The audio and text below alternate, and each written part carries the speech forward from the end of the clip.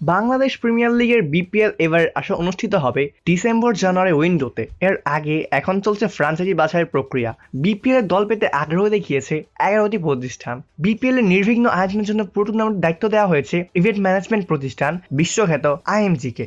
তারাই বিপিএল আয়োজনের সবকিছু দেখভাল করছে। ফ্র্যাঞ্চাইজির জন্য আবেদন করা প্রতিষ্ঠানগুলোর সঙ্গে বৃহস্পতিবার আলোচনায় বসেছিল বিপিএল গভর্নিং কাউন্সিল। সেখানে সম্ভাব্য ফ্র্যাঞ্চাইজিরা বিপিএল এর নিলাম পদ্ধতি ফিরিয়ে আনার দাবি জানিয়েছেন। এমনটাই নিশ্চিত করেছেন বিপিএল এর গভর্নিং কাউন্সিল ইফতেখার রহমান মিঠু।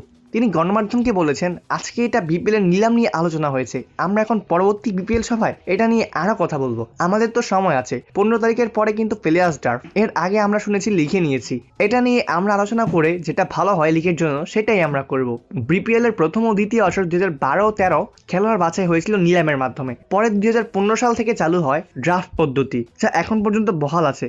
তবে ফ্র্যাঞ্চাইজিগুলোর দাবি, নিলাম ব্যবস্থা ফিরলে বড় তারকাদের দলে টানার প্রতিযোগিতা বাড়বে এবং লিগের আকর্ষণও বাড়বে। বিপিএল এর আগামী আসরে খেলোয়াড় ড্রাফট অনুষ্ঠিত হওয়ার কথা আগামী 15 নভেম্বরের পর। তার আগে গভর্নিং কাউন্সিল আবারও বৈঠকে বসেছে নিলাম পদ্ধতি ফিরিয়ে আনার প্রস্তাব নিয়ে সিদ্ধান্ত নিতে পারে। এর আগে নিশ্চিত হবে বিপিএল এ কয়টি দল অংশ নেবে এবং কোন প্রতিষ্ঠানগুলো কোন ফ্র্যাঞ্চাইজির দায়িত্ব পাচ্ছে। অপূর্ব দাস, প্লেবাস নিউজ।